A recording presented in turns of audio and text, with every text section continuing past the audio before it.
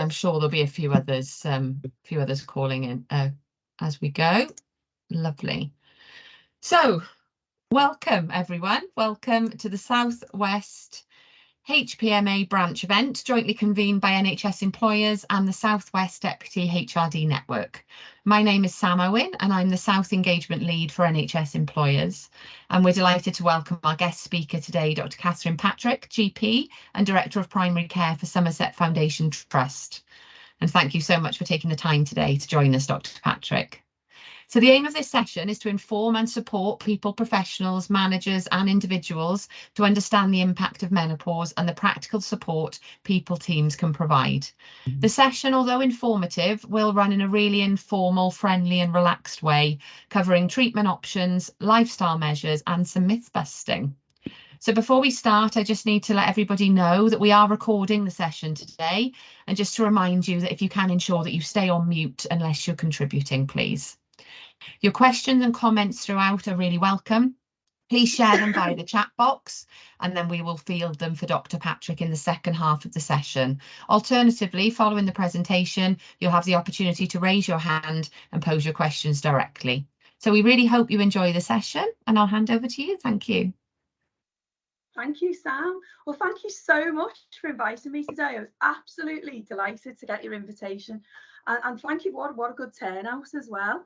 I'll give you a little bit of background on myself. As Sam says, I'm Dr. Catherine Patrick. I have been a doctor now in the NHS for 25 years, and I've been a GP for coming up 20 years.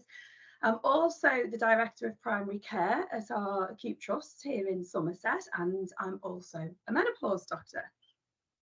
Now, I am sure that your time is like a toddler in a tiara, short and precious.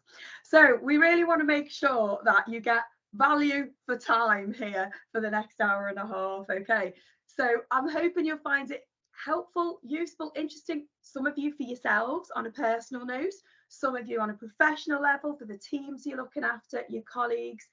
And as Sam said, we're going to talk about some practical tips on how you can support your teams.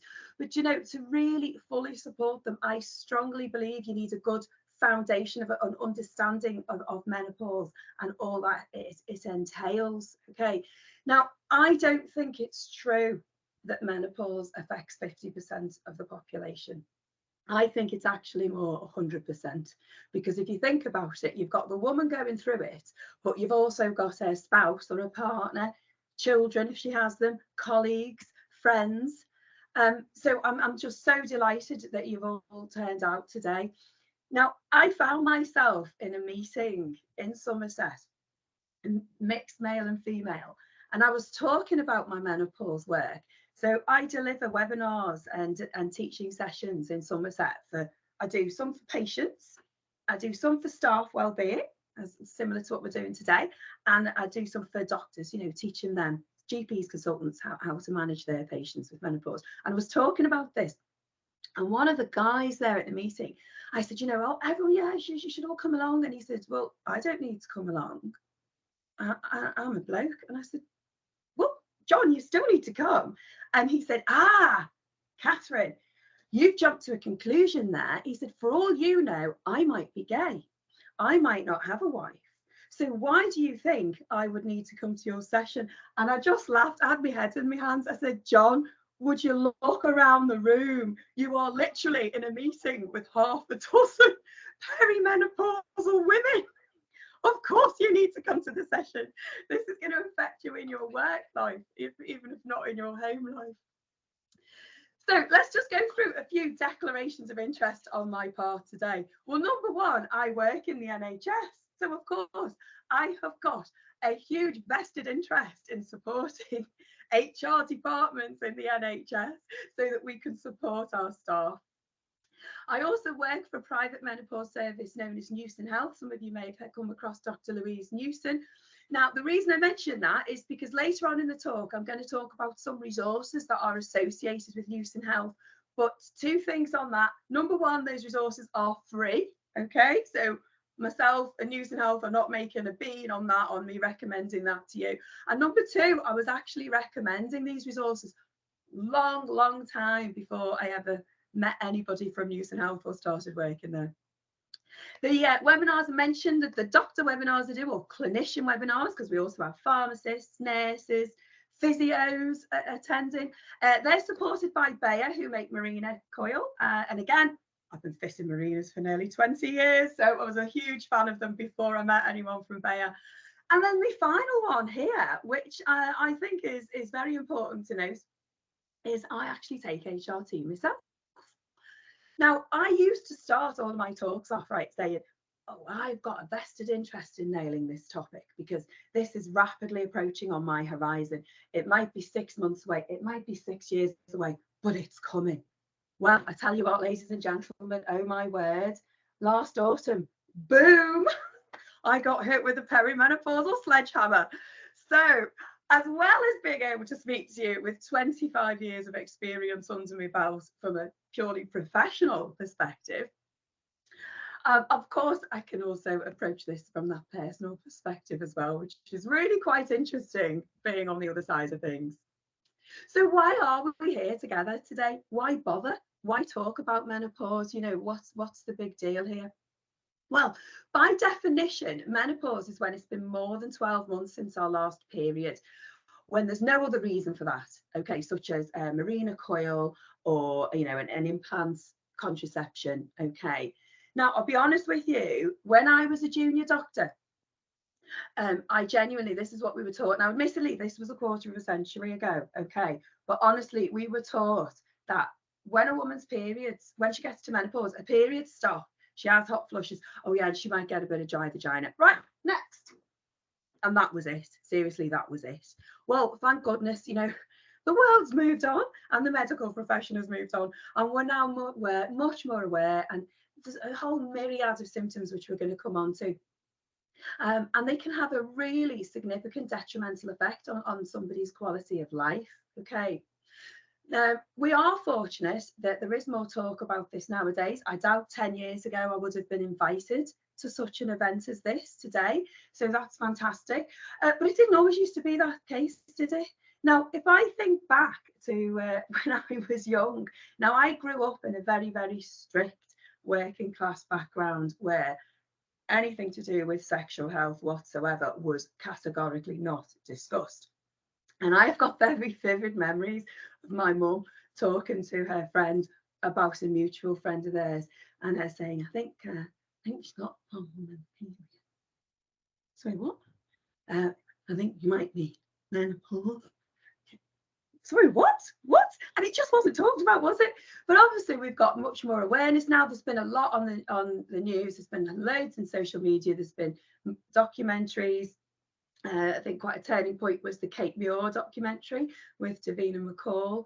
So yeah, we are much more enlightened.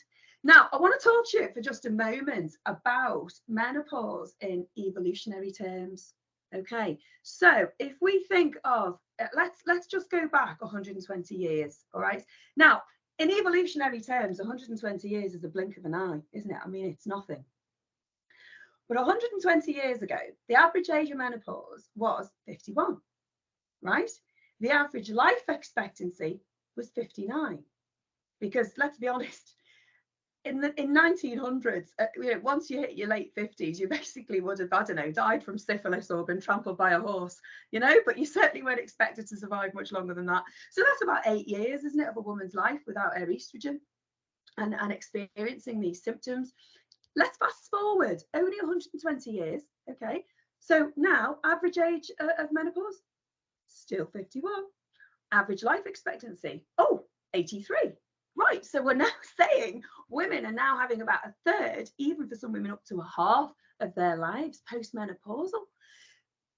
Now, we talk about the effect of perimenopause, the term perimenopause, which is quite a relatively new term, as in to be recognised. And that essentially means that a woman is still having periods, but she's, even if they're like once in a blue moon, okay, but she's experiencing the symptoms of menopause. And perimenopause can go on for up to 10 years, okay? On average, about 3 to 5, but it can go on up for 10 years. Now, the reason I mention this, and this is really important for yourselves, but also for your teams as well, is that quite a lot of women are essentially sent down the wrong path because they're told, well, it can't be menopause, can it? Because you're still having periods. Okay, so it's really important to be mindful of that. So how does menopause affect the workplace? Well, the answer to that is significantly. Okay. Now, I used to work with a director of transformation, wonderful chap, and he used to frequently say to me, Catherine, listen, without data, it's just an opinion. And that's true, isn't it? It really is true. So let's look at some data, shall we? Now, this piece of these stats, if you like, this data was taken from a study conducted by Newson Health Research and Education, looking at just shy of 4,000 women. Okay. Now let's look at some of the numbers here. So 59% had taken time off work due to their menopausal symptoms. That's huge, isn't it? 18% were off for more than 2 months.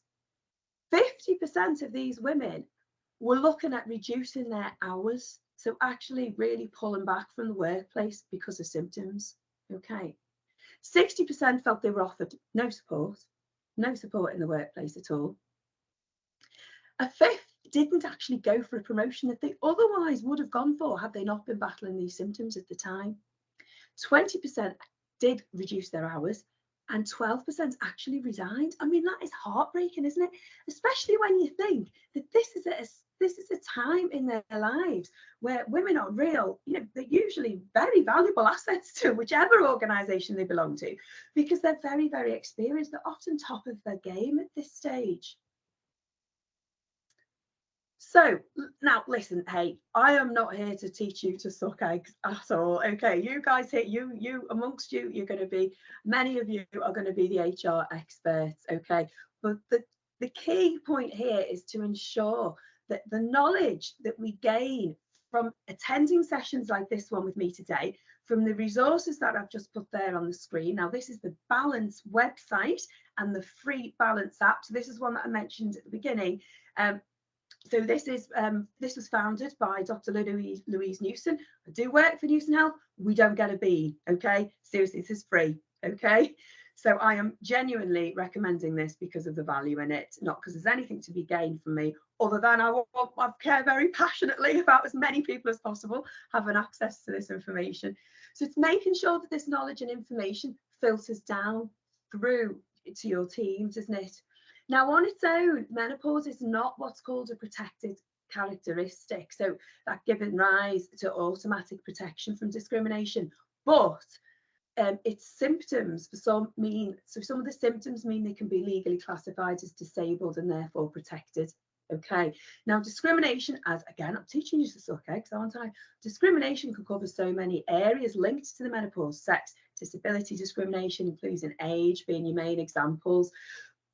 But essentially, you guys are the experts on the employment law, okay? I have dealt with employment law myself when I was a GP partner, but essentially we want the knowledge to filter down through your teams, and we want to ideally in each and every team have menopause policy awareness, okay? Have that awareness. If those of you who've got a policy, I encourage you to share it, okay? It's interesting, I genuinely did a bit of off the cuff research, shall we say. I was calling up senior colleagues across the system. Have you got a menopause policy? You haven't? Okay, would you like one? I will write one for you with your HR department. This is really, really important. And of course, we've all got a responsibility to look after our own health. I feel very passionately about that. But we also, as employers and as colleagues, have a responsibility to look after our fellow people. And don't forget, you're not just going to be dealing with the women going through it. You're actually going to be, some of you will be line managing partners of women going through it. So we need to be aware of the effect that it can have on them. So in the meantime, then, what can you do to support your teams? Well, do you know what? Women often feel very, very vulnerable at this time, okay? Especially if their symptoms are significant. And we often see people going down the line of being performance managed. Nightmare. Please avoid that if at all possible, because it's really not helpful. It's much better to put somebody, to signpost somebody, to support somebody and say, okay, let's look at what peer group support we've got. We as colleagues know about menopause. We know that there's resources we can signpost you to. Let's see how we can support you first, before we start talking about, occupational health referrals and also performance management. You know, it's interesting. You know, I said at the beginning how last autumn I got boom hit by the perimenopause sledgehammer. One of the managers I work with, she's absolutely lovely, really, really lovely. She's also a middle-aged woman, by the way. She's also perimenopausal.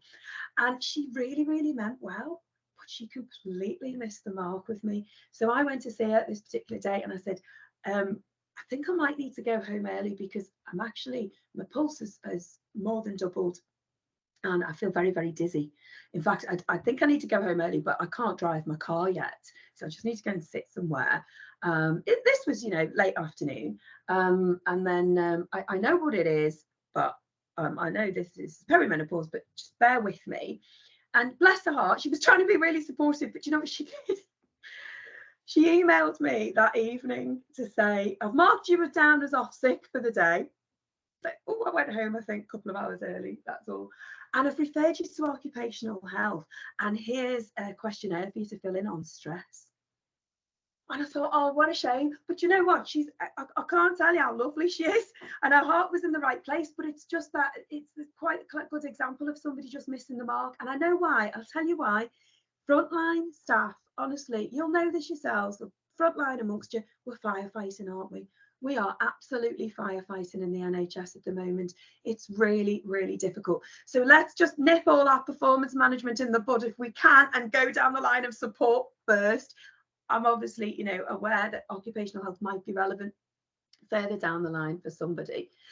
But let's have a look about some practical top tips for your workplace. Okay, so we want to promote a culture where menopause is destigmatized, don't we? We want to be able to have normal, open, honest conversations. You know, I always said in my, you know, when I first went through this, before I started perimenopausal myself, when I was coming on these talks saying I've got an interest in nailing this, I always used to say, right, I want to be able to walk into a boardroom meeting as a director and sit there, and if I'm having a hot flush, say, carry on, get the fan out, fan myself, come on, you were saying, rather than go, oh my gosh, I'm sweating, I'm hot, I'm mortified, I'm gonna have to take myself off to the toilet, because guess what, now I've just missed that really crucial 15 minutes of the meeting, you know.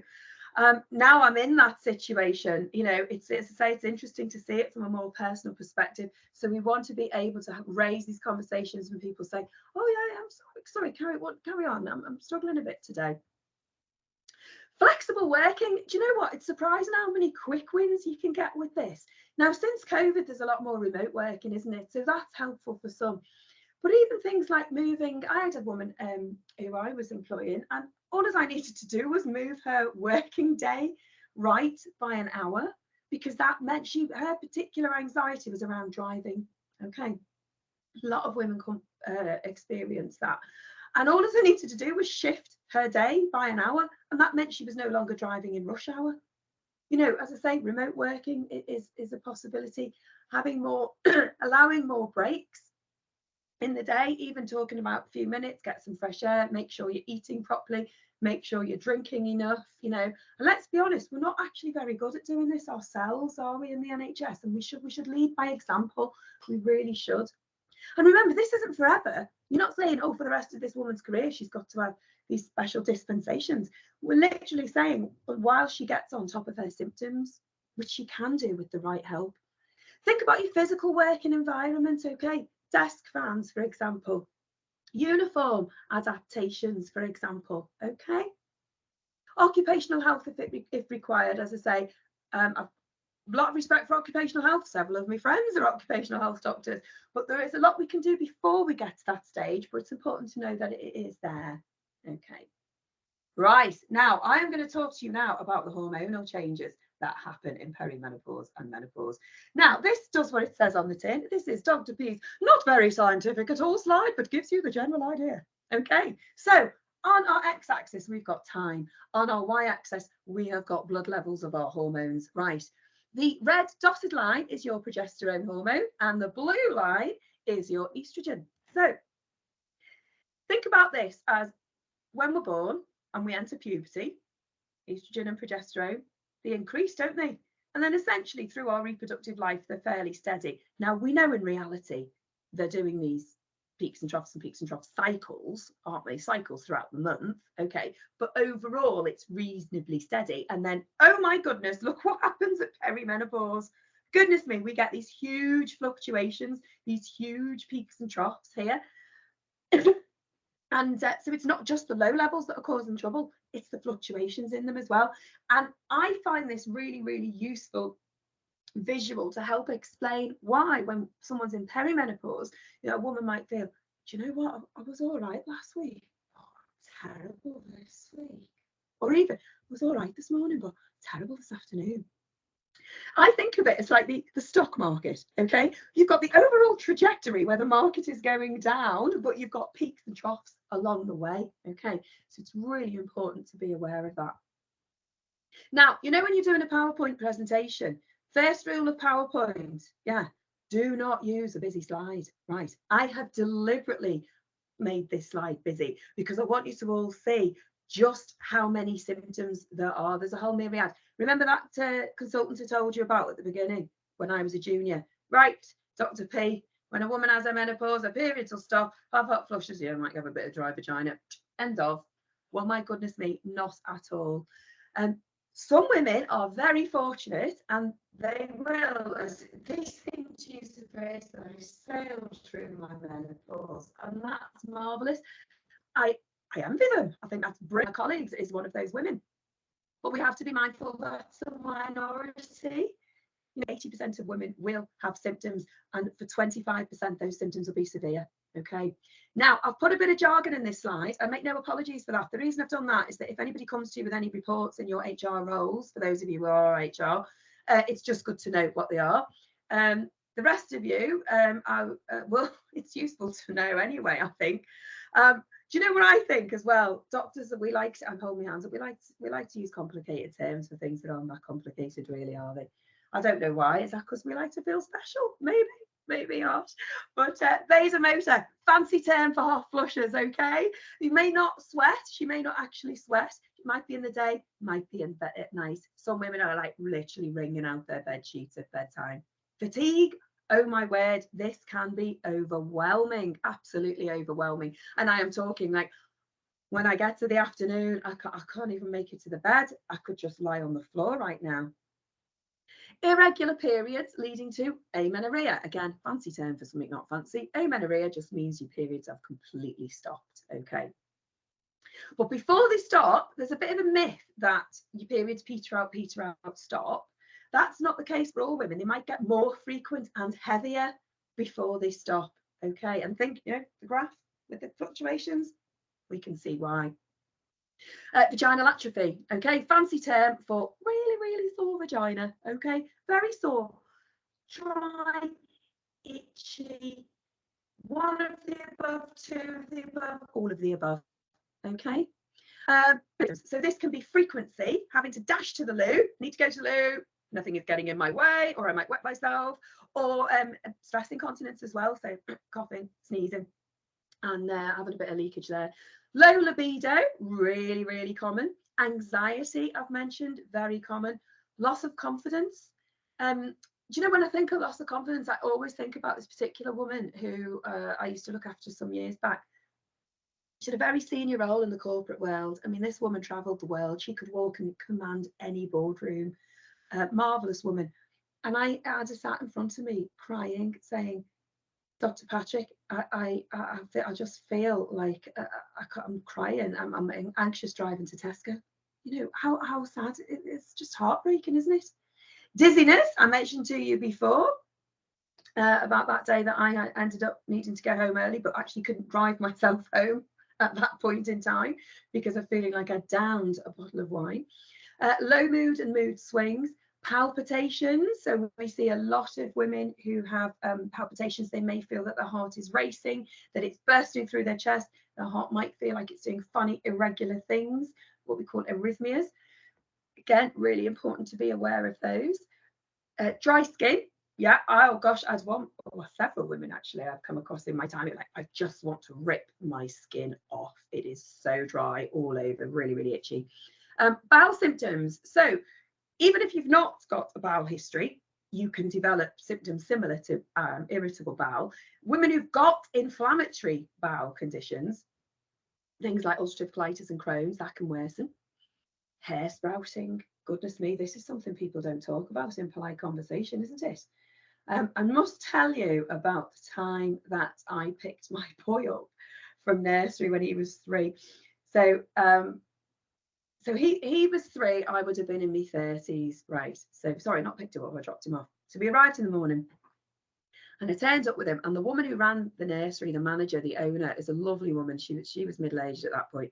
And for some reason, God knows why, but my boy decided to share with the manager, owner of the nursery, my mummy puts wax on her eyebrows here and here and then rips it off. And oh my God, I was mortified. I thought, oh, wow, he's just landed me in it here. And I was so embarrassed. I didn't know what to say. Now, this lovely woman could clearly sense my embarrassment, and she rescued me from that by bending down to my son and kneeling down and saying to him, well, Jack, you just wait till your mummy gets to my age. Then she'll find she has hair sprouting out of all sorts of places she never did imagine. And, you know, I was so thankful to her for that. It really made me feel a whole lot better. But, you know, it's still something people don't talk about, isn't it? I mean, when was the last time one of your girlfriends said, oh, I'm sorry, can't meet you for coffee tomorrow. I've got to stay home and wax my tash, you know? But trust me, you know, being a doctor is such a privileged window into people's lives. I get to know what's normal. I get to know what's common. Okay, and trust me, it is very, very, very common indeed. Right, musculoskeletal pain. Oh my goodness me, right? I have inherited, as a GP, right, I have inherited so many women who've really gone quite far down the line of orthopedics and rheumatology. Some have been diagnosed as fibromyalgia. Some are having joints injected. And they're saying, it's nothing, it's not making it any better, it's not making it better. Why? Well, that's because your joints need estrogen. That's why. Similarly, you know, going back to what I said about the anxiety and the low mood, honest to God, I, again, have inherited a lot of women who've gone quite far down that psychiatric route. It's quite common to be offered antidepressants. And some of these women, they're on the 2nd, they're on the 3rd line, and they're still not feeling any better. And well, it's no wonder. Because in that situation, for those particular women, they need the estrogen replacing. Now, don't get me wrong, there is an absolute role for antidepressants in the right circumstance, okay, but not for the anxiety and low mood that we're talking about now, which is associated with perimenopause. Interesting as well, what I mentioned there about palpitations. I saw a woman recently, well, probably a few months back now. I've just seen her for follow-up actually, and she came to see me and she said, I've just moved to your area, so I've come to see you because I've been under cardiology for a year and they can't work out what's going on. I've had several 24-hour ECGs, I've had an echo, you know, ultrasound of the heart, and everything's come back normal, so I don't expect you to do anything about it, but I just wanted to tell you in case you had any thoughts on that. I said, right, well, I've actually had a read about you before calling you in, so I've had a read through that. What I'd like you to do is fill in this menopause symptom questionnaire. I said, and take your time because I'm going to crack on with some results while you do that, okay? And then we'll go through it together. So I'm there like beavering away, filing my patient's blood test results while she's filling in this questionnaire, and her jaw just dropped and she went, oh my God, I think I might be menopausal. Nobody at any point had asked her about periods or any of these other symptoms. It was literally, you have palpitations, we must put you down the palpitation pathway. And the final one that I've mentioned on here, memory problems. Goodness me. Now, do you know, in terms of impact in the workplace, this is huge. I like to call it also loss of nouns. Okay, so how many of us have done that? Can you pass me the, you know, the thingamajig over there on the, what do we call it, right? Really common. Okay, but when that's in the workplace, I mean, that's bad enough at home, isn't it? You know, family might take the mickey, but that's in the workplace, that can be really debilitating. And this is contributes to why that statistic I told you earlier about how many women end up, you know, leaving the workplace altogether. 12% actually resigning and 50% reducing their hours. It's interesting. It's again, help your teams with practical things, practical suggestions and practical tips. I was doing, when I first got hit by the perimenopause sledgehammer and was still trying to get my hormones balanced. So I was still very much symptomatic. And I was doing some online teaching, right, for loads of junior doctors at the trust. So I put, I had, as I'm talking to you now, right, I had my presentation, but I had a second laptop with my Word documents open with my key points. And sure enough, I was talking to them like I'm talking to you now, right? Absolutely fine. I was talking to them, it wasn't about menopause, it was about how primary and secondary care can work together better, right? And literally, it was like somebody dropped a black curtain. Literally, that train of thought just went, and it was like just out of reach. I was trying to grab it, it was just out of reach. So I fake coughed. This is a real cough now, I've said that. Fake cough. I grabbed my water, had a swig, looked at my Word document on my separate laptop, and then went, and I'm back in the room. Catheters. So don't be embarrassed to do that. Don't, have your little props, your little techniques that support you whilst you're getting, your treatments, your symptoms, sorted. Okay. So the influence of estrogen, I've put this one up again. It's quite busy, but it's just to literally illustrate we have estrogen receptors all over our body, don't we? The brain, the heart, the liver, the bones, the skin, our joints and our muscles, our bowel, our nerves, our bladder, our vagina, absolutely loads, okay, all over. Now, you know what I said? There are always fancy terms for things that are really not that fancy, okay? GSM, genitourinary syndrome of the menopause. Sounds fancy, not. Really common. It literally refers to the vaginal and urinary symptoms that women experience. Now, essentially, as that post has just showed you, we've got estrogen receptors all over our body, okay? And we know it's the fall in this estrogen that causes the symptoms that we've just talked about. Let's think about estrogen receptors around the bladder, vagina, and pelvic floor. There are shed loads of these receptors. So as our estrogen's falling, our vaginal epithelium becomes thin. It changes its pH, okay? We get decreased secretion, so we'll get actively dry there. And this can cause soreness, itching. Another technical term, again, I'm putting the technical term in deliberately in case any of you guys end up having reports from people, or they might say, oh, I looked at this online, I've got this symptom. They might find it easy to say I've got superficial dyspareunia rather than, oh my God, it's really sore when I have sex, because that's all it means, pain on sex. And that's really, really common, okay? Urinary symptoms I mentioned before, so bit of leakage, having to dash, get out my way, I'm going to wet myself, okay, really important. Now, about 50% of menopausal women will get these vaginal and bladder symptoms, okay, and interestingly, even those women who are steady on HRT, so they've got their hormones balanced, okay, a quarter of them will still need extra estrogen delivering to the vagina, as it either in a pessary or a cream form. So again, let's get rid of the stigma, okay? Let's just be open about this and make sure people are aware. I don't want to talk to you about it as the line manager. That's fine, but they can talk to their healthcare professional about it. It's just about making sure you signpost them so they are aware that these things exist, okay? Pelvic floor exercises. Look at that. That's in bold. That's really important. And I say that as a GP who deals with a lot of prolapses in women in their 70s and 80s, younger as well, but they tend to get even worse as we get older. Now, I think most of us are quite good at pelvic floor exercises when we've had a baby, those of us who've had a baby, because it's hammered into you, isn't it? And then you have your baby and then life gets in the way. And if you've never had a baby, you probably haven't had that opportunity there for someone to talk to you about your pelvic floor. Now, I remember when I had my boy is going to be mortified, by the way, that I'm talking about him today. But my boy is the one who landed me in it with that eyebrow situation at nursery, right? My boy, sorry, he, when I had him and I had my 6-week check, I had to go to see my GP for my 6-week check, right? And I'm not joking. She said to me, are you doing your pelvic floor exercises? I said, yes, I am, because I was. he was 6 weeks old. I was still doing it. She leaned over the desk, put the fear of God in me, she said, and so you must continue to do so religiously until the day you die. I thought, oh my God. But you know, she was correct. She absolutely was correct.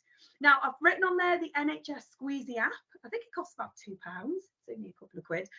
Really useful app to help with pelvic floor. And over-the-counter weights, okay. Think of it like, you know, if you don't want bingo wings, you're not going to do that all day, are you? You're going to have a dumbbell in your arm, in your hands, and actually do some weight training. It's a bit like that with your pelvic floor. Boot camp for your pelvic floor. Okay, so yeah, have a look at the NHS resources on that. Bit of a life lesson for you here, ladies and gentlemen. Okay, make sure when you're looking at pelvic floor exercises that you do look at a reputable resource. Okay, and the reason I say this is because I have the most wonderful lady who's brilliant patient at wanting to help herself. You know, ideal patient. You know. Number one, she'll try sort things out herself first. She's not automatically, I need to see my doctor for everything. And she'll also listen to what you advise her, and she'll go away and do that. But she's not very IT literate. Oh, God love her. She came to see me, and I do have permission, by the way, to share the story. And she came to see me and she said, Dr. Patrick, I think I need your help. I think I've got a prolapse. I said, oh, okay, well, that's fine. We can have a look. What makes you think you've got a prolapse?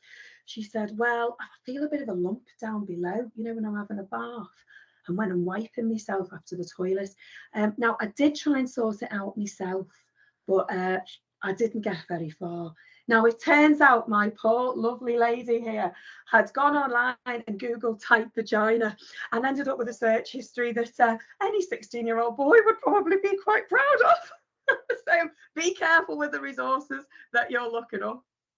Now, this next slide, okay, anybody here who's in a heterosexual relationship or who knows somebody in a heterosexual relationship, sit up and pay attention.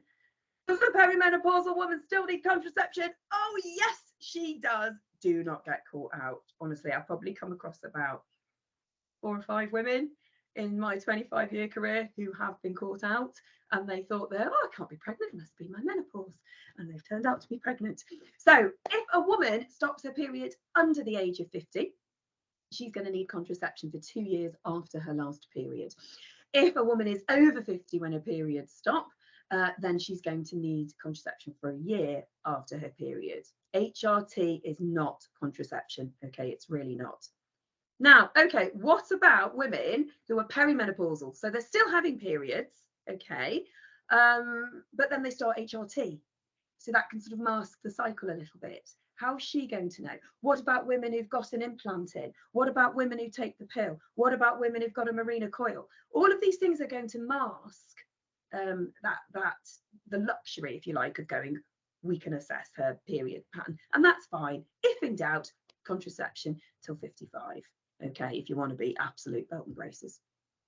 Right, now I am going to come on to next to some common myths to bust. God, try saying that after 10 pints. So these are things that I commonly come across with patients asking me about to do with HRT, and these are the common things that I hear, and also interestingly amongst some of my colleagues. Okay, so you should wait until you can't manage any longer before you get help with your symptoms. Well, HRT, doesn't that just delay the inevitable? Just delays your menopause, doesn't it? Oh, I heard you've got to stop taking it after 5 years. Well, I heard you can't take HRT if you get migraine. Well, I'm not taking HRT because I've heard if you take HRT, your weight balloons. Okay, right. Do you remember Family Fortunes when you were a kid? Yeah? Our survey says, right, so you should wait until you can't manage any longer? No, not at all. Remember, perimenopause, okay? Right, you can start HRT even when you're still having periods, when you are perimenopausal. Now, here's a key thing on this note, right? This I really want to make sure I emphasize this point here. If a woman has a menopause or goes into the perimenopause under the age of 45, that's classed as early, okay? If it's under 40, that's classed as premature, okay? Premature ovarian insufficiency, technical term, POI for short, because that's a mouthful otherwise, okay?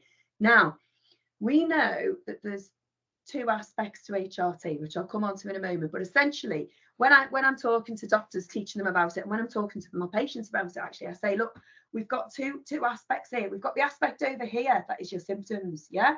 And then we've got the aspect over here, that's your future health. Because we know that when our estrogen falls, and I'll talk about this in more detail in a moment, but we know it affects our future health. We know that our bones start to thin, yeah?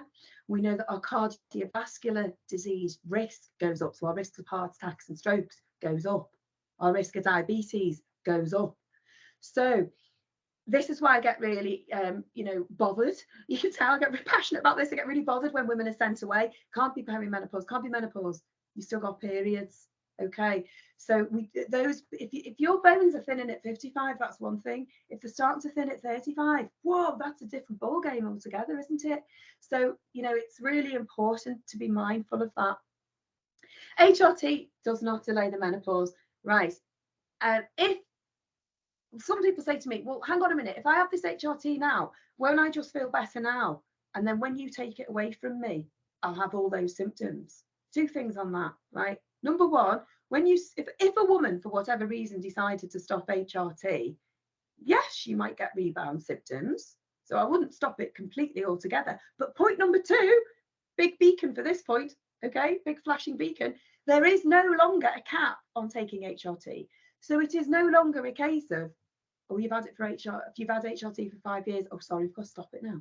Or, oh, I'm so sorry, you're 60, we've got to stop it now. That is no longer the case, okay? I've mentioned particularly about migraines here. Again, some women told you can't have, because we say you shouldn't take the combined contraceptive pill if you've got migraine with aura. And that's where this misinformation comes from. They say, well, I couldn't have the combined pill, so I probably can't have HRT. And it's different. It's because the combined pill's got a synthetic form of estrogen that you take orally. And there is a very small blood clot risk with that.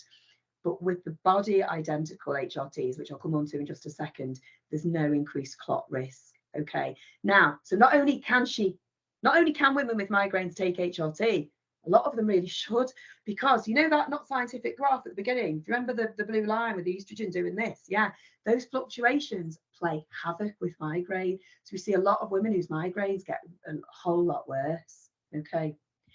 And the final one here about weight ballooning. So interesting. Look at the data on HRT. It shows that women who don't take HRT are far more likely to gain weight than those who do take HRT. And that's for two main reasons. Okay. Number one, as our estrogen falls, right, our metabolic rate falls. Okay. So direct slowing of your metabolism, you're going to gain weight. But also, as our estrogen falls, we get a change in insulin resistance, which is why we tend to gain around the middle, that apple shape. Yeah. So two direct effects there. Now, the third point that's important to mention on this aspect of weight as well is think about, the busy slide with all the symptoms on. If a woman's got even half of those symptoms, it's really so much more difficult to then be active, okay, to do exercise, to make better food choices, okay. How many people, if they're feeling anxious, depressed, busy day at work, oh, I'm knackered, I'm not going to get up in the morning and exercise. What I am going to do is have a couple of glasses of wine at night, and oh, wouldn't that tub of Pringles go well with that glass of wine? You can see how that happens, can't you? So if a woman is perimenopausal, does she need to have HRT? Can she have HRT? Well, what sort of HRT should she have? Okay, right. There are different forms. I'm going to talk you through them now. There's topical, there's systemic, there's estrogen and progesterone, there's cyclical, there's continuous, there's a gel, there's a patch, there's oral. God, it sounds completely confusing. And the joy of it is it's not at all. It's actually really straightforward. I'm going to break it down for you. So topical is when we talk about the estrogen creams, pessaries, all for the vagina and the urinary symptoms. You do not absorb those systemically, or you should say you absorb NAFOL, okay? If a woman uses vaginal estrogen twice a week for an entire year, it's the equivalent of one single low-dose HRT tablet, okay, in terms of absorption, okay? Does she need estrogen, or does she need estrogen and progesterone? This literally boils down to, does she have a uterus? Okay, so here's the deal. We know it's the fall in estrogen that causes all the symptoms, don't we? That's what we want to replace. Yeah.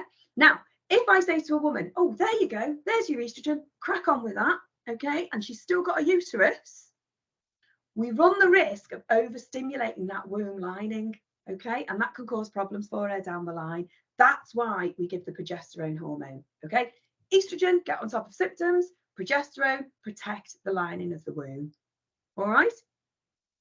Whether she has it as a cyclical pattern or a continuous pattern, again, this is more, I know this is more of a conversation for you, any of you guys, to go into more individually with your own healthcare professionals. But in a nutshell, if a woman is perimenopausal, still having periods, even if they're once in a blue moon, we'll usually give her a cyclical pattern first. And all that means is estrogen every day, progesterone half the month, okay, because that will put her bleed into a regular monthly bleed, okay. If her periods have stopped, either because she's menopausal, postmenopausal, or she might even be because she's got an implant or the combined pill, okay, we would give continuous, and that literally means estrogen every day, okay, but also progesterone every day, okay. Now, I mentioned before about oral estrogen. There is a small increased blood clot risk with estrogen HRT tablets, okay. And that's because it goes via the liver. Liver makes clotting factors. So if you have your estrogen through the skin, either as a gel or a patch, there's no blood clot risk. Okay. And so this is what we talk about with our body identical. So a body identical estrogen through the skin, ka-ching, gold standard. And your progesterone, again, if that can be body identical as a tablet form, ka-ching, gold standard.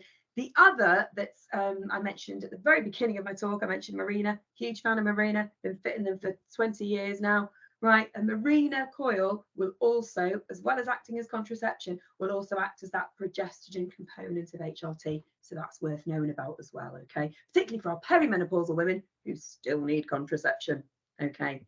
Now, I'm going to say a quick word to you now about testosterone, okay? So testosterone is not just for the boys, it is absolutely for the girls as well. Because did you know that before we get to our perimenopause, as women, we actually make far more testosterone a day than we make of estrogen? Who knew? We really, really do. Now, we're still only making about 10% of the amount that blokes make on a daily basis, but we make more testosterone than estrogen. And we make it in our ovaries, and we make it in our adrenal glands that sit just on top of our kidneys there, okay? And testosterone promotes libido and orgasm, but it also, here's really important, muscle strength, bone strength, cardiovascular health. You know, I talked earlier about that brain fog, that cognition, yeah? Huge impact there, and energy levels as well. So it's really, really important. Now, unfortunately, there isn't a product currently licensed in the UK for women for testosterone replacement, okay? And the really annoying thing about this is that there used to be. So going back many, many years ago, there was. And literally, when that license was due for renewal, the pharmaceutical company at that time went, nah, this isn't really commercially viable. Let's not bother renewing it. Now, I mention that because that's very, very important. That's very different from me saying to you, oh, it's never had a license for women, or, well, it did have a license for women, and then that license got removed because it's not actually safe, you know. So it's really important to know it's purely financial. And we have been informed, so as a menopause doctor, I have been informed that there is a license on its way. Okay, so there's a product that's licensed in Australia for women, and that's winging its way to us, but it's going to take a year or two, unfortunately. Now, it's a bit of a postcode lottery as to whether women can access testosterone from their GP, literally postcode lottery. So I work in Somerset, and in Somerset, we have it green on our GP formulary. So essentially what that means is the formulary being the list of things we can prescribe from, green being we can instigate it in primary care. Okay.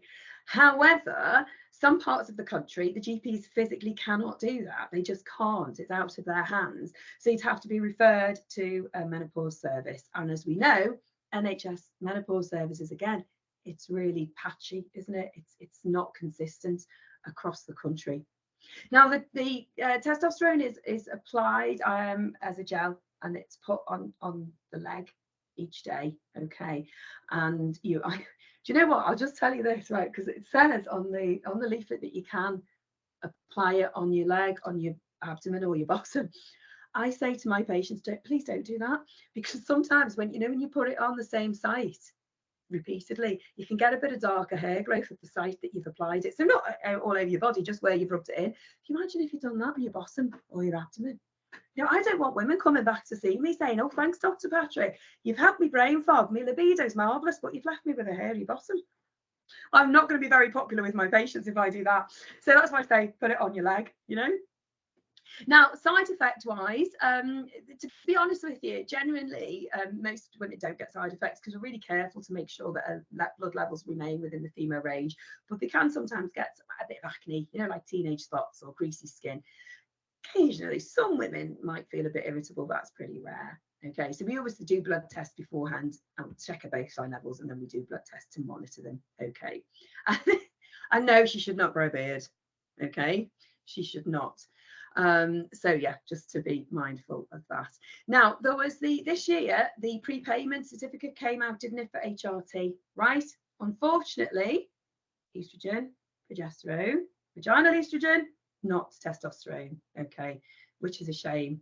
We're working on it. Trust me, we are working on it. But yeah, it's at the moment it's still not included, so you'd have to pay for that separately. So who should have it? Who should have it? Right, NICE guidelines. What do they state? Right, NICE guidelines 2015. Dr. Patrick, you can give testosterone replacement to women, but only for low libido. Okay, and only if you've increased your estrogen first. Okay, I get that bit. Totally get the bit about sorting our estrogen out first, balancing that. But really, just for low libido? Well, we've now got data emerging supporting what we've known for quite a while anecdotally, that actually it can help with brain fog, with that mental acuity, that sharpness, with anxiety, with energy levels, and with muscle strength. Now, for a lot of women, they genuinely will win on that front. Tick, tick, tick, tick. They'll win on that front by getting their estrogen to the right place. Okay, but some women, they'll still have that missing piece of the jigsaw, if you like. So for some women, they you know, you will need to consider testosterone. Okay.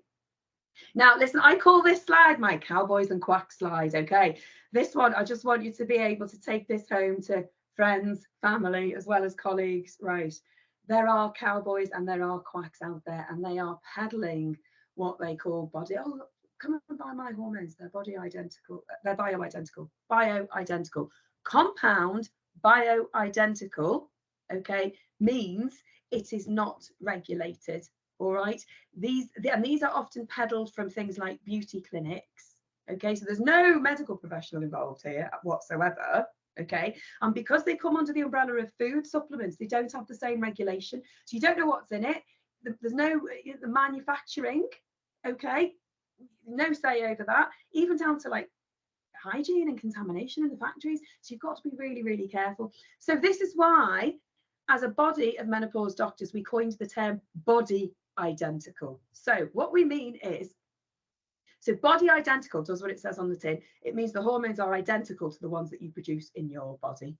Okay, so if it's regulated, it's a body identical. Body identical, good. Unregulated, compound bioidentical, bad. Okay, so take home message there for you. Now, let's talk about side effects of HRT, shall we? Okay. Think back to your maths when you were at school, yeah? Venn diagrams, okay? Estrogen side effects, progesterone side effects, big overlap in the middle. Most common, bit of fluid retention, sore boobs, headaches, bit of bloating, bit of sickness. Some women with progesterone might find they get a little bit more like PMT. It's a minority, but some do. It's just good to be aware of. Okay. Now listen, I need my BBC voice on for this. You can tell I don't normally naturally have a BBC voice, but I am going to put my BBC announcements voice on for this one, okay? Bleeding on HRT. Post-menopausal bleeding. Please sit up and pay attention. Okay. What is a post-menopausal bleed? Well, it literally is a bleed. So for women who've never taken HRT, all right, it's when they bleed when it's been more than a year since their last bleed. Okay. And that needs to be seen urgently. That's what we call we all know the term 2-week wait referrals. Yeah. Fast track referrals. So post-menopausal bleed is a fast track referral. If she takes HRT, okay, we look at what's been happening with her periods. It's really common to bleed for 6 months when you start HRT or when you tweak it. But if she's been steady on HRT for a year with no bleeding and then she bleeds, that's the urgent referral, okay? So please take that home to your mums, your sisters, your cousins, your colleagues, your friends. That's really, really important point, okay? I'm just going to touch on here non-hormonal therapies. So clonidine, old-fashioned antihypertensive medication, can help with flushes. SSRIs, that's your selective serotonin reuptake inhibitors, your antidepressants, they can sometimes help. They can sometimes help with flushes. There's no evidence that says that they help with the low mood and anxiety associated with perimenopause, okay? CBT, there is evidence that supports that, cognitive behavioural therapy for anxiety and depression. Please, please, please be careful with anything herbal. They're not regulated. You don't know what's in it, okay? And it can interact with other medications, okay, including HRT, but also other things you might be taking for, you know, heart disease, diabetes, what have you. And remember lifestyle. Now, listen, nobody needs a doctor to sit in front of them and say, please exercise, please don't smoke, please eat well, because we all know that. But let's just look a bit more directly. Why is it helpful? Why is exercise your best friend? Okay, well, because several fold. Okay, number one, it's increasing your muscle mass. That in itself will stick your metabolic rate up. Brilliant. Okay, that's going to help. So not just during the exercise, but the more, you know, if we mix cardio with weight training, so we're getting more muscle mass on us, that's going to help with our metabolic rate. If it's weight bearing exercise, it will help with our bone mineral density. And remember, estrogen's falling, bones are thinning. So we want to do everything we can for that. Okay. It also increases our feel-good hormones, doesn't it? Our serotonin and our endorphins. Stop smoking. Well, we know that generally for life, for all aspects of health, but actually genuinely smoking will directly make hot flushes worse. Okay. Same with booze, caffeine. Okay. Processed food, sugars, they will directly affect symptoms. Okay.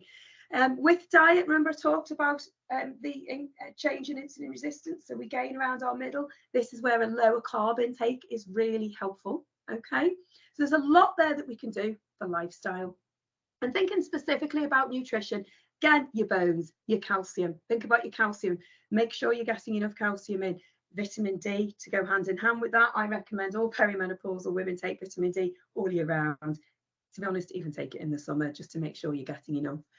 Essential fats. So these are, you know, your healthier fats rather than your animal fats. Phytoestrogens. Magnesium, I'm a big fan of. That's very helpful with sleep and with muscles. Okay, and we know we struggle with those this time of life. And, you know, we all say try and go for food first. Okay, if you can get all of those nutrients in via food, brilliant. But if you can't, you know, don't beat yourself up. Go for supplements. Okay, and there's some evidence emerging about looking at intermittent fasting. So if you say to someone, "Oh, try intermittent fasting," God, that's a bit overwhelming, isn't it? A bit daunting. But if you go for your 12-hour fast overnight, so say evening meal at 7 p.m, breakfast at 7 a.m, there's the thought that you know, essentially switches your body into fat burn. Okay, so that's useful. And then you bring your dinner forward, you push your breakfast back, so you go from 12 hours to 30, and next thing you're at a 16-hour fast, which is quite exponentially quite useful there. Okay, so what's been all the hype about menopause then? Okay, well, because there has been a lot of hype, hasn't there? Now, in the year 2000, 26% of menopausal women were taking HRT. All right, let's fast forward to 2022. 14% of women are taking HRT. What? Hang on, how come that's dropped from 26 to 14? Because you just said at the beginning, Dr. P, that we're all more aware of menopause nowadays. So what's going on? Well, essentially, there's still quite a lot of fear out there, and that's fear amongst the health professionals as well as women. And it's pretty much all based on misinformation. I'm going to summarize that misinformation for you. Okay, essentially, 2 trials 20 odd years ago: Women's Health Initiative trial looking at cardiovascular disease, and the Million Women study looking at breast cancer. And essentially, what those 2 trials showed incorrectly, that there was increased risks. Okay, now to put this to simplify this, in 2019, the Lancet went, oh, hang on a minute, people are still going by those trials, you know, from like nearly 20 years ago, that we need to do something about this. So they collated more evidence and put them all together and said, right, okay, let's just give the profession now something solid, you know, something that's more helpful to deal with. Okay, and it basically showed, the overall findings showed that there's a small increased risk of breast cancer with HRT. I'm going to come on to this in just a second in more detail, but capital B, capital U, capital T, shouty capitals, needs to be looked at in context of other lifestyle factors. Okay, now, if you are seeing your doctor or talking to your colleague, if you're seeing me. There's no good me saying to you, oh yeah, I think your risk of breast cancer is there. Yeah, there's a little bit of a risk, but I don't know. Is it? It kind of goes from this to this. That's rubbish. That's not helping anybody. We need some figures, don't we? We really need some figures. Okay. Now, let's follow 23. Let's follow 1,000 women rather in their 50s for 5 years. 23 of them are going to get breast cancer. Okay, from no reason other than that's just Murphy's law. That's just the way it goes. Okay. Now, let's give them combined HRT, but not the body identical that we're giving now.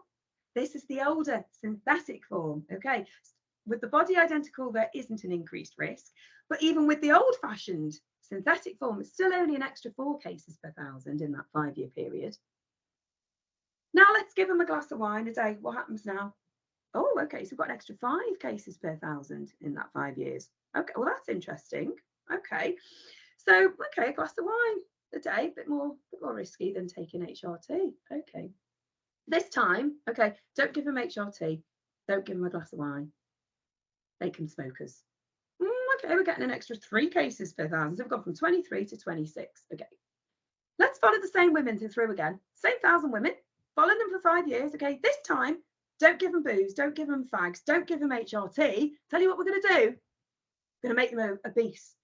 Overweight or obese. Oh my God, look what's just happened to that number now. Got an extra 20 to 30.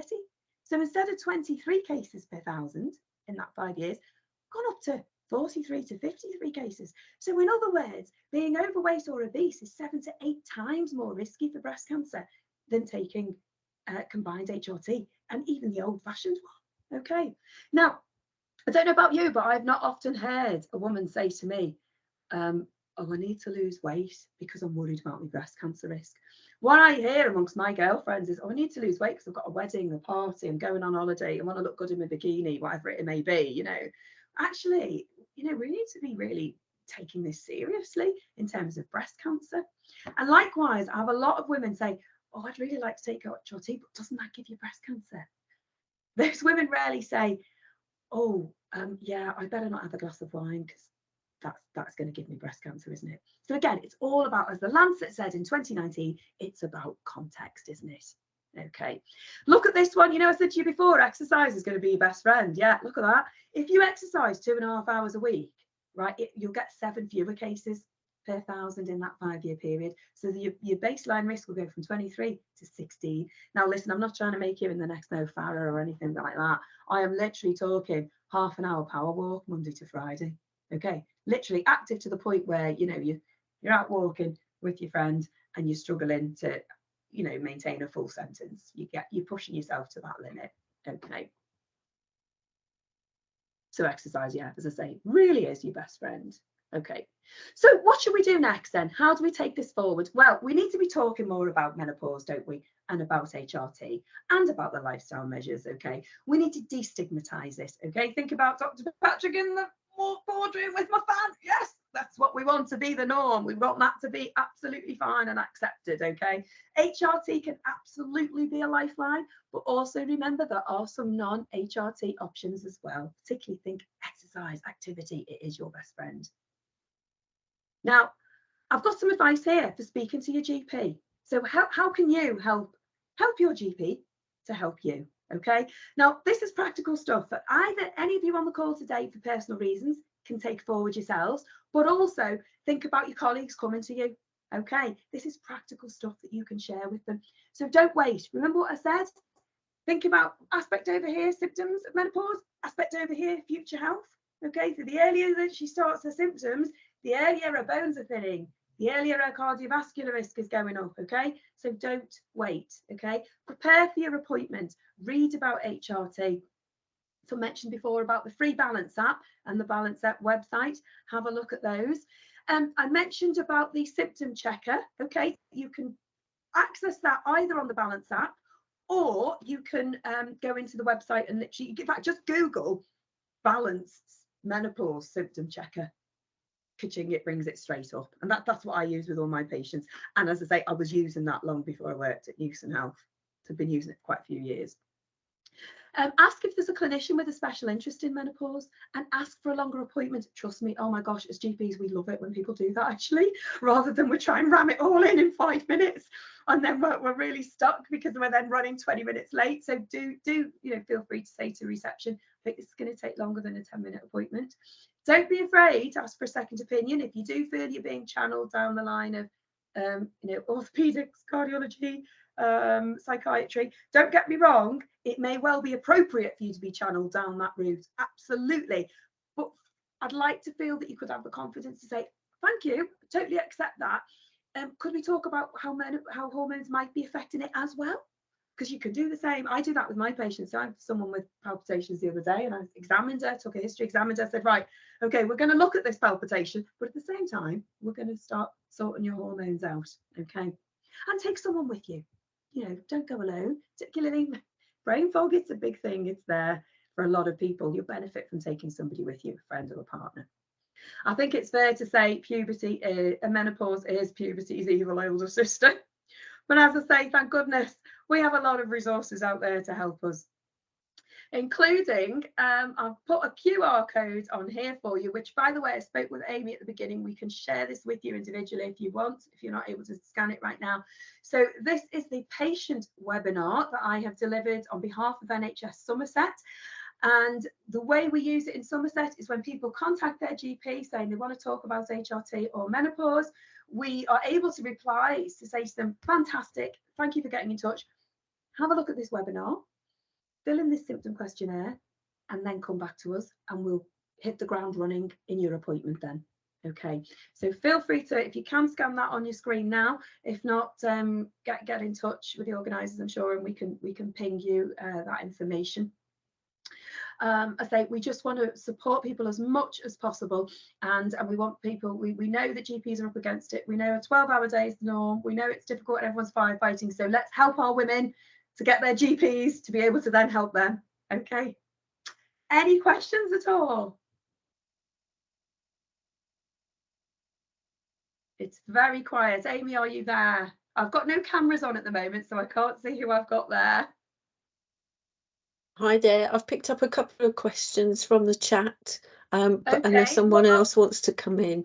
What I'll do, Jenny, is I'll stop sharing because we can ping that QR code out if people want. It's just nice to be able to see people a bit more then. Okay. There we go. Right. Lovely. First of all, there's some lovely comments thanking you for a brilliant session. It's amazing, really informative and digestible to all of us. Actually, I've learned lots from that personally, and I'm off to see my GP, so thank you very much. I think coming through, there's a couple of sort of real sort of symptom questions. Can HRT cause acid reflux? Was one. So interestingly on that one, Jenny, so there's the two sides to that. So yes, some women do experience reflux as a side effect of HRT, but interestingly, some women experience reflux as part of perimenopause. So this is where, you know, another big take-home message actually is where it's definitely not one size fits all. It's definitely an individualized approach. So if somebody came to me with reflux, I'd be looking at when did that start? Because if it started before HRT, I'd be thinking the hormones, replacing the hormones should correct that. If she's never particularly had reflux before, but it started since she started HRT, then I'd be saying, okay, I think we need to be tweaking things here. Thank you. We've also had, again, a couple of really sort of specific questions. Can you have HRT if you are postmenopausal for 13 years? Yeah, that's a really good question. I get asked that so much, Jenny. And years ago, you know, I say when I was a junior, if you're going to give HRT, please give the lowest dose possible. Please don't give for more than a year. And goodness sake, definitely stop it by the time she's 51. That's what we were taught in those days. And actually, complete shift on that now. We've got another 25 years of evidence under our belts and research available to us. So when we talk about the protective effect on cardiovascular disease of HRT, the data refers to women under 60. So if you start it under 60, or if you start it within 10 years of your period, your last period, then we know it's a cardioprotective effect. That does not mean that there's no effect, that it's damaging if you start it later in life. Okay, all as it means is, well, actually the data just was looked at women under 60, and it looked at women within 10 years of their period. So what I would do if I'm seeing somebody who is, say she's 65 and she's still symptomatic, because a lot of these people are, aren't they? Because we know if perimenopause goes on for so long, and if I saw a woman in 63, 65 and she was still having symptoms, first thing I would do, Jenny, actually it's really important from a safety point of view, I would make sure it's the history taking, isn't it? So when did your symptoms start? If they're brand new, I'm going to be thinking, hang on, I'm not just putting this down to hormones. We need to look and make sure we're not missing anything potentially more sinister that's going on. But if she says to me, oh no, I've had this all along, I've just been putting up and shutting up, but I'm really, now I hear there's help out there, absolutely, I would be speaking to her about looking at body identical, weighing up her individual pros and cons. The vast majority of women, Jenny, we find the vast majority, the benefits do outweigh the risks, but it's about that individualized approach and that one-to-one conversation. So don't be take home message, Jenny, is I say to people, don't be put off by your age. Okay, so don't feel, oh well, I'm 60, that ship has sailed. If you're still having symptoms, it's definitely worth that conversation. Great, thank you. And then I've had another question. What is out there for women who have had an estrogen HER2 plus breast cancer diagnosis? Very specific. Really important question. Okay, really important. Now, I mentioned before at the beginning that I do teaching sessions for doctors and also pharmacists and nurse practitioners and everything. A lot of my predominant audience are GPs and consultants. And what I say to them is, take home message, if you are seeing a woman who has had breast cancer, right, you should not be reaching for the prescription. Okay, what you should be doing is signposting her to a menopause specialist. But likewise, well, as I'm saying, don't reach for the prescription yourself, but also don't necessarily give her a blanket no.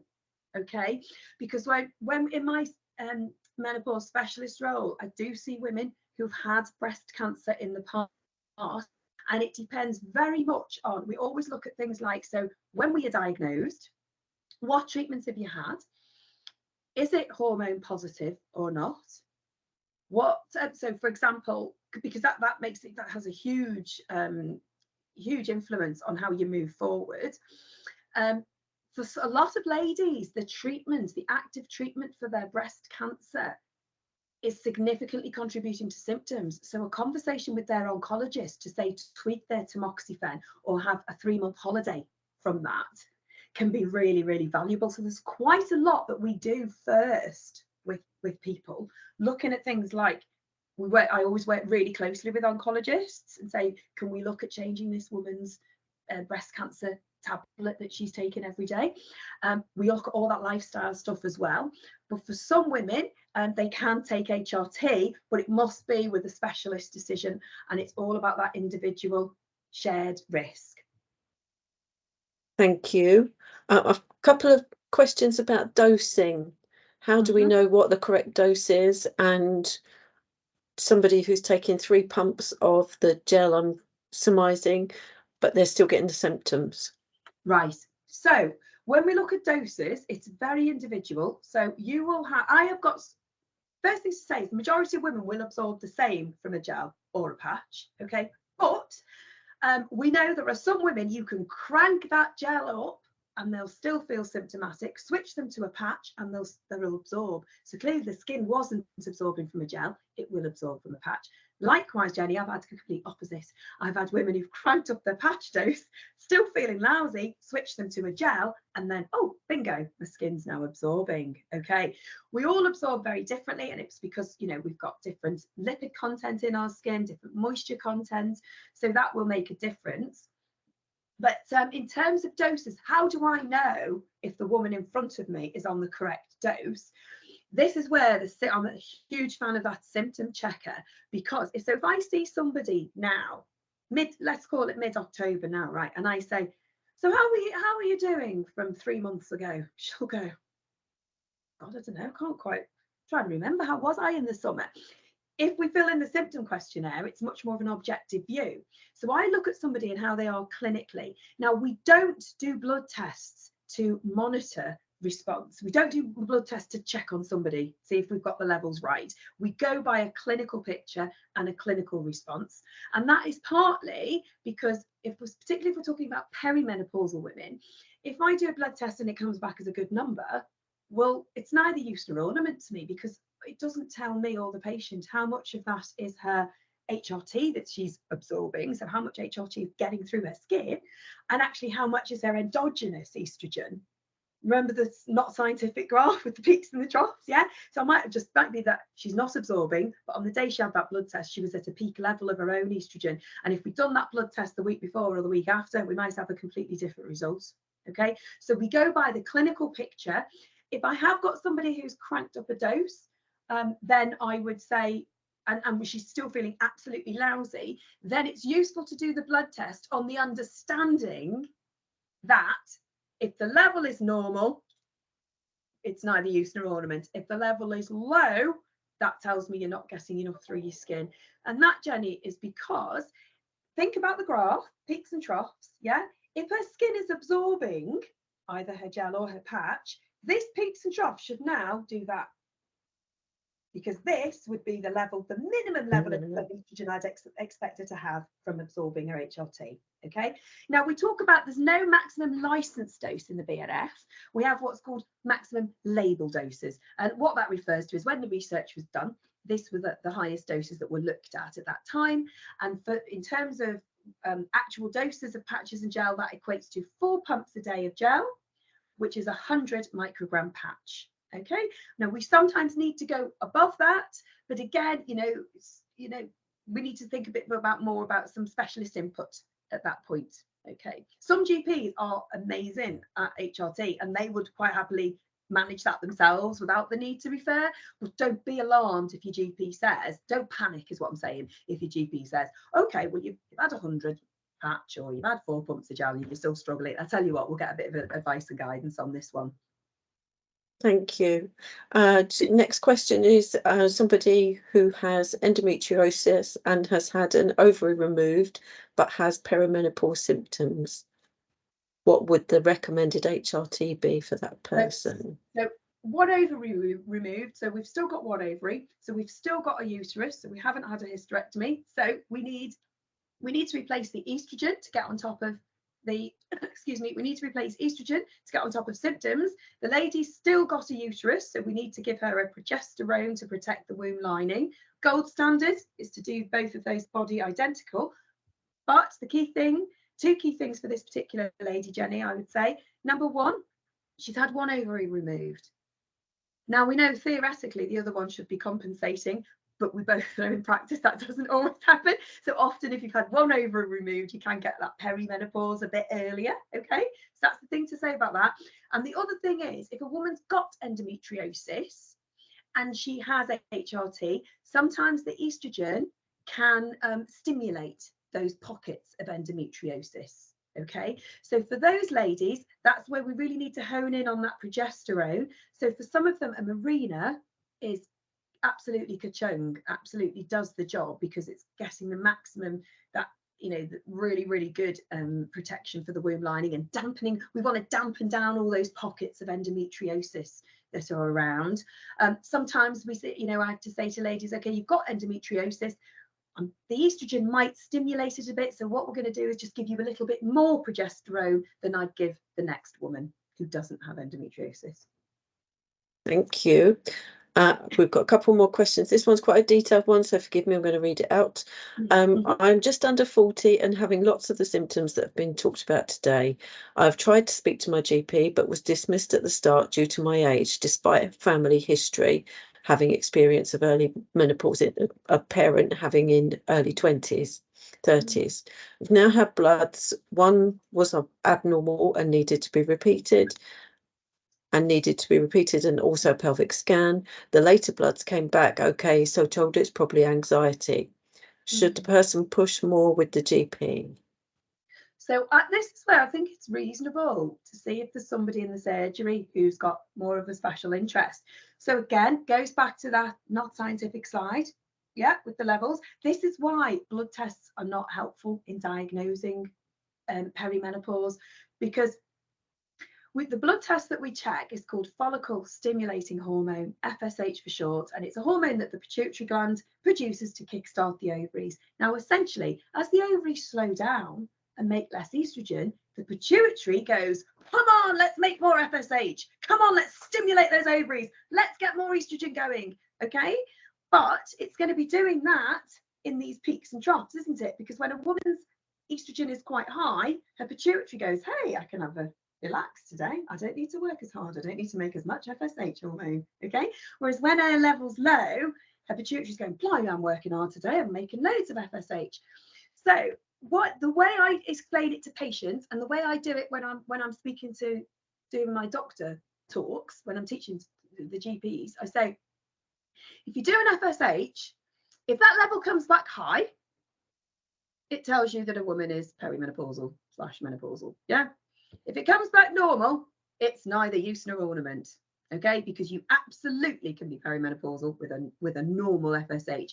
And when I'm teaching those GPs, I say to them, please, please, please do not sit around waiting for a high FSH, because you will miss women. Go by the clinical picture, and if in doubt, trial the HRT.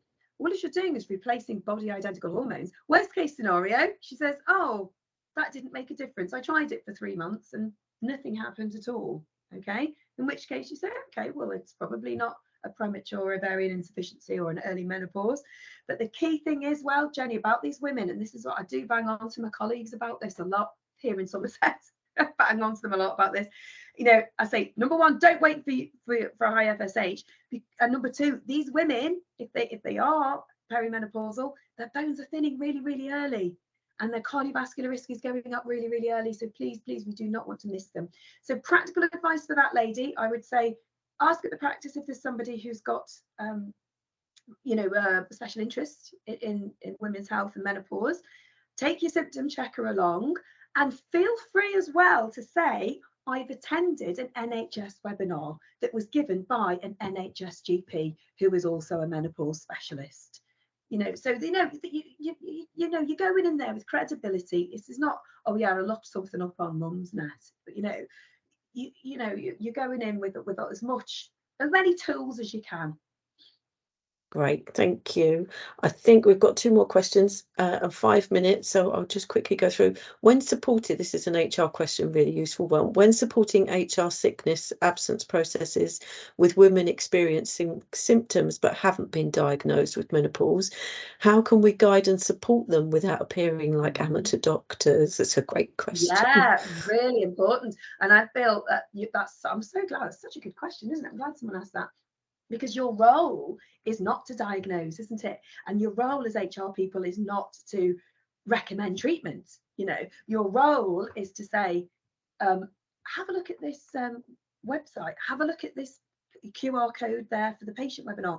I met this Dr. Patrick online. She's done this patient webinar on perimenopause and menopause. Have a look at that, see if that rings any bells with you.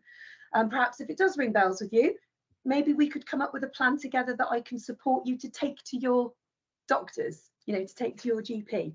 Because I'm with you on that. If somebody, and often the symptoms are there, and you as HR people might be going, blimey, it's as clear as a bell to me what's going on for this lady, but she might not be seeing it herself, partly because she's got brain fog, partly because she's feeling low, anxious, vulnerable.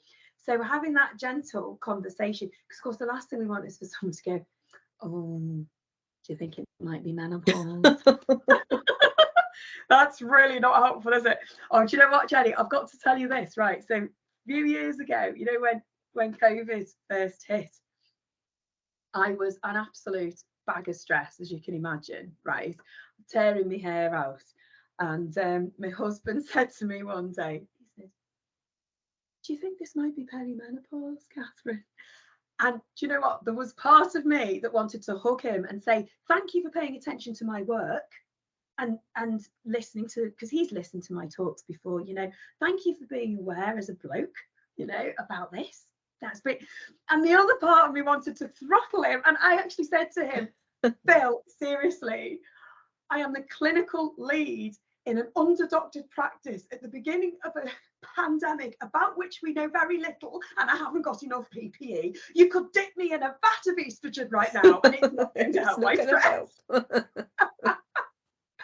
So yeah, it's important to know we're still going to get other life stresses hitting us, not necessarily hormone related, but in terms of supporting people, yeah, that woman herself might, so she, I would say 1 or 2 scenarios there, Jenny. I think she either she hasn't twigged herself, and particularly totally understandable if she's not got the knowledge, or she's too anxious to put 2 and 2 together, too sleep deprived, or it may be that she has put 2 and 2 together, but she's embarrassed.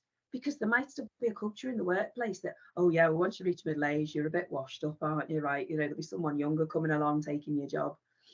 So yeah, that's why culture is crucial. Absolutely. Thank you.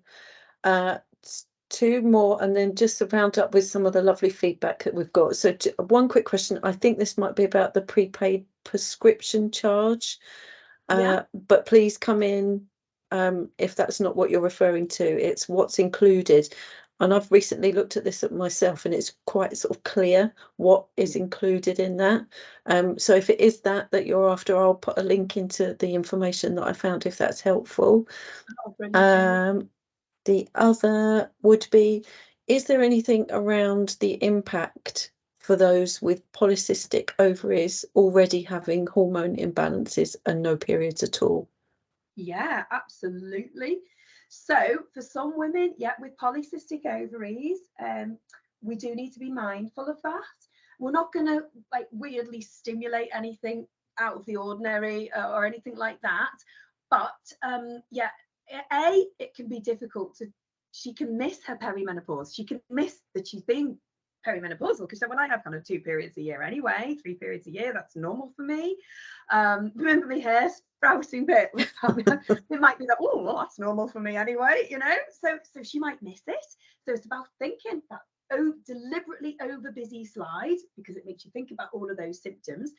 And with the testosterone replacement, I'm always extra cautious if somebody's had polycystic ovaries, because some of these ladies have been running at a higher testosterone in the background in early, you know, in their younger years.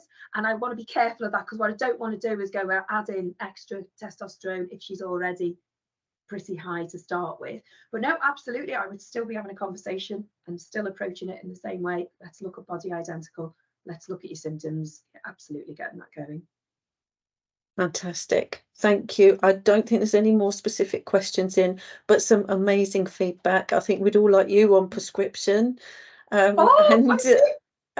think there's a couple of questions in there about could you come and present, but I know we've got your webinars. I know you're on YouTube. I've watched that myself. It's fantastic.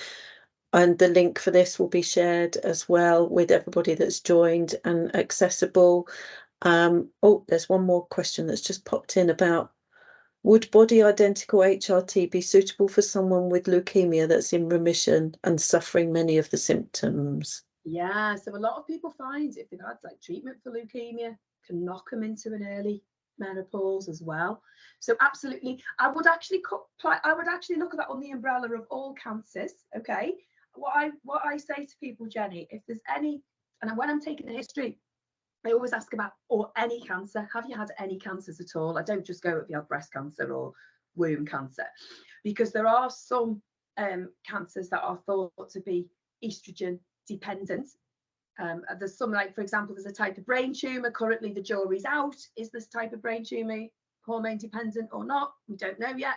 So I would always ask, make sure whoever you're seeing knows about any cancer that you've got at all, and we will always check if there are it's the vast majority of cancers are fine to have HRT with, okay, but it's a small minority that we need to be aware of that are outside the usual breast and womb. Fantastic. It's about doing sessions. I'm more than happy to come and do a session for people. I'm absolutely more than happy. I'm happy for you guys to share my email address if people want to do that. Fantastic. And the other thing, if they wanted to say watch this with their teams, and then they want me to come along and do an informal on the couch, I've done quite a lot of those as well, where we do it as a Q&A session. So I'm just, you probably tell, I'm very passionate about this, Jenny. I just want to help as many people as possible. So if that would be of help to people, then absolutely do feel free to share my email.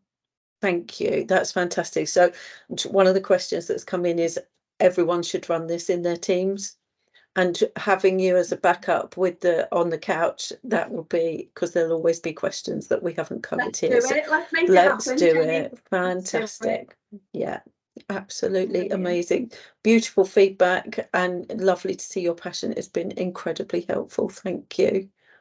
Oh, well, thanks everybody for coming and for staying this long as well. It's an hour and a half. It's fantastic. Lovely. Thank you. That's great. Thanks, everybody. Thank you so much, everybody, for coming. Thank you, Jenny, for having me. Thanks for the lovely, lovely warm welcome. I say, anybody wants to get in touch, I'm happy for Jenny to share my email. Great stuff. Thank you. Take care, Thanks all. everybody. Thank you. Bye-bye. Bye.